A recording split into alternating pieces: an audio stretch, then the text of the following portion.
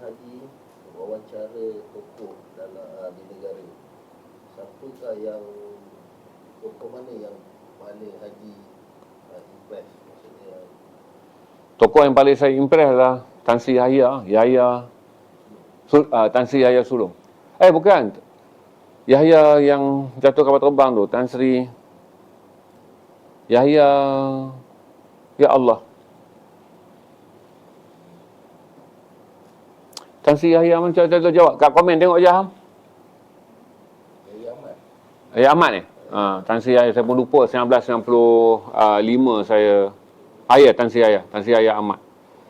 Satu adalah saya ingat kerana wajah dia berubah bila saya kata, saya interview dia satu page penuh tau, untuk Mingguan Malaysia. Jadi bila saya sampai, saya tak tahu nak PR dengan dia apa. Saya tak tahu nak PR kan, sebab first time, saya muda, saya baru setahun jadi wartawan, tapi saya dah ada kolom yang dibagi oleh Tan Sri Johan kepada saya untuk saya tulis interview. Jadi antaranya yang saya interview Tun Daim, saya interview Miss Nina punya bapa Tan Sri Azman Hashim. Saya interview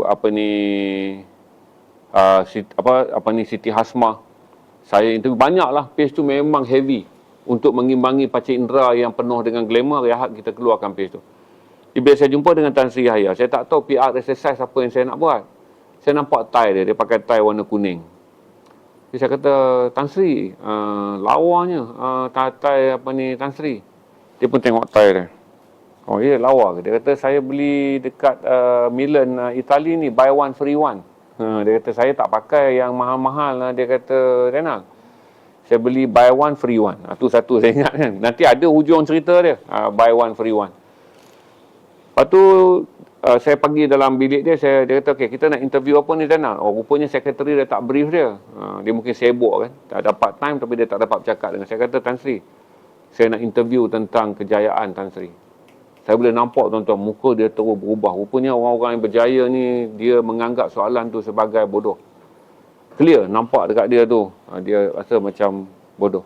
Macam budak ni, aku nak buang masa apa dengan budak ni. Pagi-pagi datang nak interview aku sebagai tokoh yang berjaya.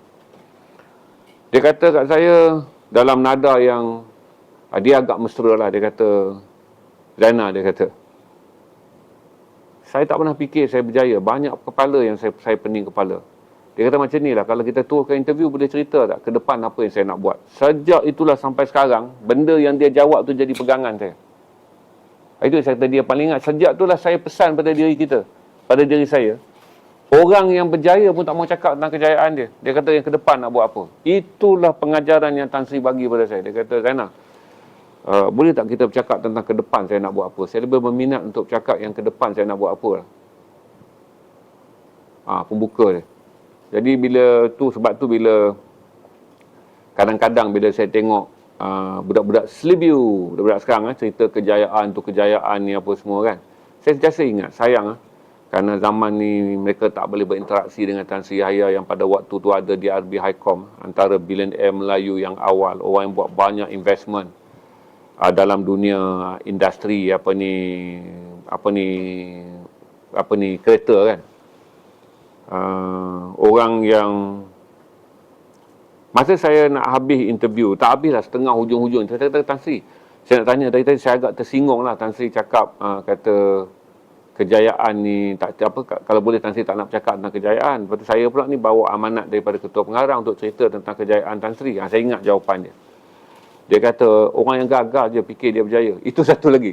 Masa tu, ayat tu saya masuk dalam tu. Dalam story tu. Saya kata, dah panjang kan. Dan saya melangkah keluar meninggalkan pejabat seorang tokoh korporat Melayu dengan satu peringatan. Hanya orang yang gagal saja mengatakan dirinya berjaya. Last kali editor saya buang. Dia kata, tu ada juga saya kata kan. Editor saya kata, Nal, bunyi dia macam sombong lah Tan Sri ni. Dia kata, saya kata kat editor saya, page ni saya dapat mandat. This is my page. Page ni saya punya. Bukan senang seorang nak dapat. I'm get a mandate. Saya kata, Tan Sri Johan bagi kat saya page ni, dan page ni big guide. Saya nak buat apa tiap kali page, hanya 2 orang je boleh bagi endorsement. Tan Sri Johan dengan timbalan dia Datuk Khalid Muhammad. Kalau Tan Sri Johan tak ada, saya kena refer dengan Khalid Muhammad. Jadi bila editor saya buang perkataan tu, saya marah lah. Saya kata, bang, saya kata kita buat page ni bukan kita nak cerita akademik, kita nak cerita tentang the thought. Saya kata. Jadi ayat ni adalah satu the thought. Dia memberi gambaran hanya orang yang gagal je memikir, hanya orang yang gagal je berasa diri dia berjaya. Lepas tu editor saya ni tanya balik, bunyi ni sombong, berarti seolah-olah Tan Sri Yahya ni memperlekehkan orang-orang. Pasal kata dia katakan ramai orang sebelum ni dah claim mereka berjaya. Ni macam mana nak dia kata benda ni buat nanti Tan Sri nampak sombong. Tu saya jenis dah baca. Saya baca banyak membaca. Saya dah banyak baca. So, orang surat khabar ni dia banyak bersurat khabar. Di masa saya masuk surat khabar ni saya dah membaca banyak. Jadi saya anggap kod tu berharga.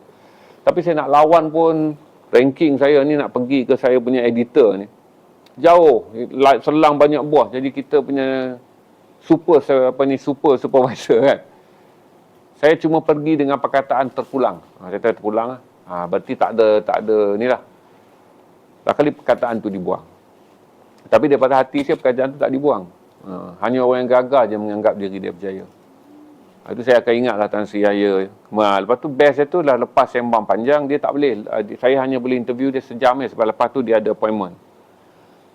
Jadi bila saya nak keluar, saya ingat saya akan keluar lah. Dia sama panggil dia dengan Tan Sri Wahid. Tan Sri Wahid, Menteri kita dua Tan Sri Wahid Maybank. Mereka sama, itu menghantar tetamu sampai ke pintu. Tu dua orang dia tokoh korporat Melayu yang saya jumpa, ambil tamu dia daripada pintu dan kemudian menghantar tamu dia pintu. Tan Sri Wahid sama macam tu. Terkejut saya dengan Tan Sri Wahid, saya tak payahlah Tan Sri, saya ni tak pernah dia saya hantar dekat lift.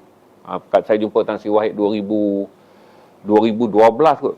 Saya jumpa dia untuk minta dia menaja satu projek saya buat untuk anak muda. Dia sanggup taja. Jadi tuan-tuan, itu yang buat saya ingat lah. Betul okey. Bila nak hantar, saya tengoklah dia pegang satu beg kecil je. Beg kecil je kan. Dan saya tak tahu pun, saya ingat dia mungkin lah. Lepas tu dia bagi beg tu. Bila saya balik ke office, saya dapat tie tu lah, buy one free one. Yang dia kata saya puji tie dia. Saya kata, kan masuk-masuk, saya tak tahu, saya PR exercise je. Lawa lah tie Tan Sri. Dia kata ni tie tu warna kuning belang-belang hitam. Last kali editor saya ambil. Dia orang ni berkat orang berjaya semua. Dia orang nak. Kita ni budak baru. Saya balik saya kata Tan Sri Yahya bagi kan. Dia orang tengok Milan kan. Italian dia brand bagus. Saya tak tahu lah masa tu saya budak yang berasal dengan seluar jin ada 2 helai je masa saya bujang. Kemudian menjadi orang tiba-tiba hidup saya seputar berubah menjadi orang media ni. Manalah saya reti tie-tie. Saya pakai tie pun tie beli dekat Petaling Street. Masa tu tie Petaling Street RM3-10. Saya pernah beli tie Mickey Mouse kena maki saya. Pergi tengok tie lawa ada satu tu tie Mickey Mouse kecil-kecil tapi tengok betul-betul tahu Mickey Mouse. Dijerit dengan dia Datuk Khalid. Dia kata kau ingat kau kerja apa? Syarikat kartun ke? Kau buang tie kau? Kau buang tie kau? Saya buang lah dulu. Beli Petaling Street. Kita panggil tie pakai buang lah. 2-3 bulan pakai kita buang. Lepas tu balik saya bagi saya ni pula lurus dengan bangga ni. Editor saya ambil lah. Tie tu kata dia orang ada brand. Tapi saya akan ingat lah dia kata buy one free one ni. Saya beli dekat Milan, Itali. Ada sale. Bila dia balik dia terus bagi kan. Saya pula kena bergegas turun daripada DRB Highcom.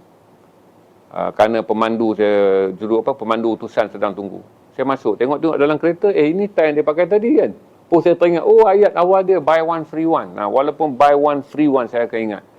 Kerana menunjukkan Tan Sri ni orang yang baik. Dia tahu, dia begini. Dia ada sifat lurus sikit tau. Kalau tengok dia betul-betul awak buat dengan dia, tak sangka dia adalah genius dalam perniagaan. Dia ni maksudnya kalau tengok dia lurus macam boleh tipu dia. Tan Sri Yahya. Tan Sri Yahya maknanya siapa kenal dia sangat lurus dan kelihatan boleh ditipu. Tapi mustahil lah tuan-tuan. Takkanlah dia jadi billionaire pada usia 40-an. Itulah yang saya paling ingat. Satu adalah ayat, boleh tak kita jangan cakap pasal kejayaan. Ada banyak, boleh tak kita bercakap pasal benda ke depan. Banyak benda yang saya nak buat ke depan ni. Kemudian tu saya tanya kat dia, Tan Sri, kenapa Tan Sri nak mengelak daripada bercakap tentang kejayaan. Ayat dia tu yang tak boleh lupa tu. Hanya orang yang gagal yang menganggap diri dia berjaya. Lepas tu saya bergaduh pula dengan editor saya tentang perkataan tu. Editor saya pun arwah dah. Dia bekas ahli parlimen Hulu Kelang. Badrul Hisham. Nama editor saya. Kemudian tak lama lepas tu dia bertanding pilihan raya. Dia jadi wakil rakyat. Kemudian meninggal akibat sakit jantung. Dia kata, kita dua termenung tak. Dia pun nak pakai ayat tu.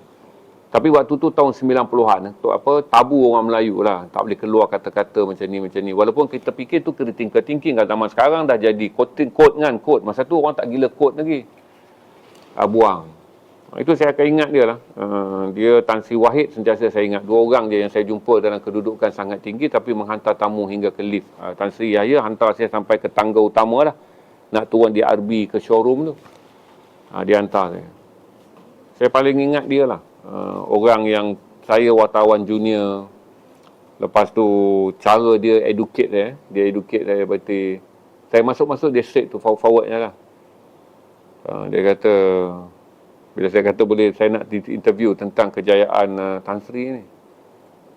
Dia muka dia terus berubah dan saya tahulah dia tengok saya dengan perkataan, saya akan ingatlah wajah tu. Wajah bagaimana tercederanya perasaan satu orang. Yang mengharapkan seorang wartawan datang dengan dia dengan satu tema yang besar yang boleh memberikan dia menjelaskan tentang hala tuju perniagaan, cinta dia pada negara ni, bagaimana dia melihat orang Melayu dalam sektor automobil, pandangan dia untuk menjadikan orang Melayu setara Jepun, pandangan dia untuk menghadapi gerakan gelombang teknologi barat masuk Bumi Putra boleh bertahan dengan ada gelombang teknologi sendiri. Saya boleh kata cerita kejayaan. Itu yang mengingatkan saya selepas tu. Bila saya makin meningkat besar kan, saya akan ingatlah kata hanya orang yang gagal je yang fikir diri dia berjaya. Dan tapi bab berfikir ke depan je. Maksudnya dia ajar saya kata apa yang kita capai semalam, cukuplah dia habis semalam. Yang penting adalah kita nak fikir apa yang kita nak capai hari ini dan kita nak lakukannya untuk lebih berjaya pada hari esok. Dia yang paling saya ingat lah, arwah yang paling saya ingat. Dan yang paling saya hormat Tan Sri Wahid lah, hantar ke pintu lift. Saya dah tahan, saya malu kan. Saya orang biasa, saya Tan Sri, Tan Sri ada tamu dah, dia hantar. Dia tekankan pintu lift. Saya dah lift tutup, dia pun salam, pergi. Jadi bila kita menerima, kita orang yang biasa-biasaan ni menerima hormat daripada orang yang kita pergi dengan rasa hormat kerana kedudukan mereka. Rupanya orang-orang yang berjaya ni, kebanyakan juga kita akan jumpa. Mereka berjaya bukan kerana kualiti kesombongan mereka. Sebahagian orang Melayu yang berjaya ni adalah mereka datang, dia boleh memberikan kita pengajaran. Orang yang humble, orang berjaya ni ada kalanya dia tak bawa apa-apa pun dalam diri dia. Kesombongan apa semua. Dia cuma fikir ini dunia, ini kerja, ini satu pencapaian. Kamu anggap saya berjaya tapi saya ada banyak kerja lain nak buat. Sikit sebanyak lah saya kata melatihlah saya untuk merasakan bahawa ayat hanya orang yang gagal berasa diri dia berjaya.